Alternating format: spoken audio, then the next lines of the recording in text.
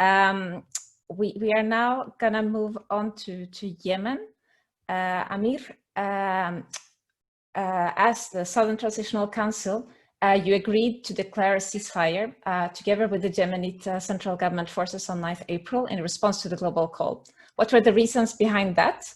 And also, we know that the situation has since moved on. There was the declaration you made on autonomy, but do you think still there is a window of opportunities in this context for a new and more sustainable ceasefire? So why did you adhere to the call, and what do you think are the steps forward now? Amir, the floor is yours. Thank you very much for having me again. And yeah, I mean, the situation in Yemen, as I think everyone knows, is dire. The humanitarian situation is very, very, very bad and catastrophic at the same time. I mean, the war has been on for 5 years, and the conflict has so much layers. It's not just the one that shows that it's between the central government and the rebellion and the Houthis. There was other layers because of the war came on the surface, which is other powers like the STC, for example. So there are 3 main powers in Yemen now. We were one of the first who respected the Secretary General call for ceasefire, and we thought at the beginning that because of the humanitarian situation in our area, I mean, we don't need COVID is just an added problem. I mean, we have so much problem in Yemen. We have so much. It's not only the COVID. We have the cholera.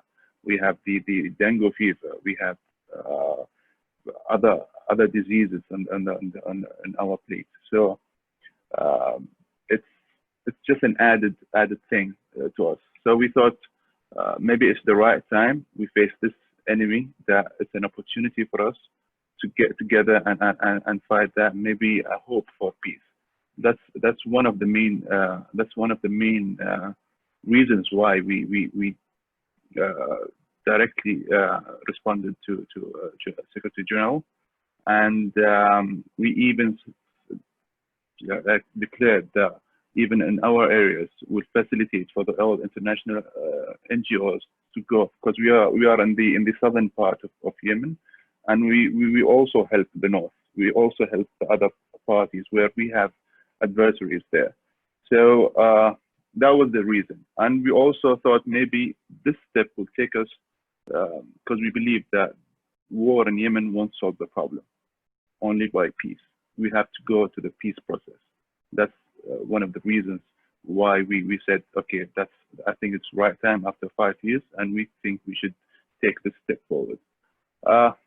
Unfortunately, that wasn't the case in Yemen, and we had military operations from the Houthis. We had military operations from the central government also on that side, though they stated that the city of Aden, for example, as an infested city, but the second day they established a military operation on it. So yeah, so that was the main reason for us to be part in the political process also, because ceasefire needs everyone and needs all the players, not only the one, because the problem with the UN formalities, that the only one who are on the frame of the UN security special envoy to Yemen are the ones who can only talk and make a nationwide ceasefire, though there are other actors like the SDC, for example, who are on the ground. So that was one of our concerns. How will you do that without the other parties who are active in the ground?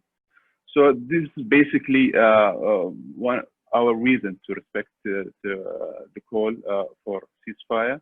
But unfortunately, it seems that people who are not afraid from bullets to die won't be afraid from a virus to die too. So they'll continue fighting.